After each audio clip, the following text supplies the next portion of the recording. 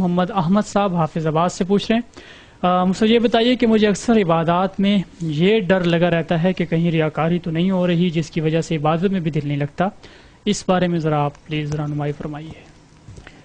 دیکھیں، ریاکاری کا عام طور پہ خیال اس وقت ہوتا ہے انسان کو جب کہ وہ کبھی کبھی کوئی چیز کرتا ہے، شاذ و نادر کرتا ہے۔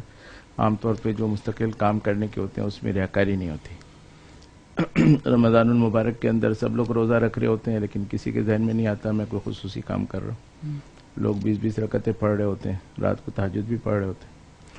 تو کیونکہ وہ ہر ایک کا معمول ہوتا ہے، اس کا اپنا بھی معمول ہوتا ہے، تو ریاکاری اس کے قریب نہیں پھٹکتی۔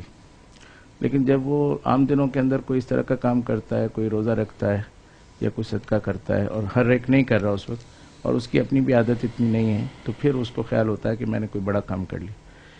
تو اس لیے ریاکاری کے بارے میں حضرت تھانوی رحمۃ اللہ علیہ یہ فرماتے ہیں کہ انسان جو ہے وہ جب عبادت کرتا ہے تو شروع میں تو اس میں ریا ہوتی ہے، پھر وہ عبادت بنتی ہے، پھر وہ عادت بن جاتی ہے۔ جب وہ عادت بن جاتی ہے تو پھر اس کو بالکل محسوس ہی نہیں ہوتا کہ میں کوئی الگ کام کر رہا ہوں۔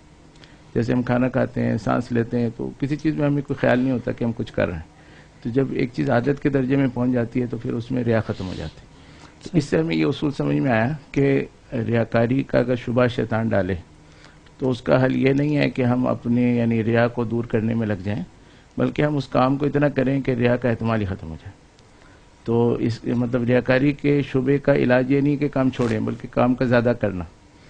تو اس لیے آپ سے یہی درخواست ہے کہ جو بھی جس کام میں بھی آپ کو یہ محسوس ہو رہا ہے، صدقہ میں ہو رہا ہے یا کسی اور چیز میں ہو رہا ہے، تو زبان سے اس کا اظہار کم کر دیں اور لوگوں کے سامنے اظہار نہ کریں، باقی اس کام کو زیادہ کر دیں۔ تو جتنا وہ زیادہ کام ہوتا رہے گا، ایسے آپ کے ذہن سے آہستہ آہستہ یہ شبہ بھی ختم ہو جائے گا۔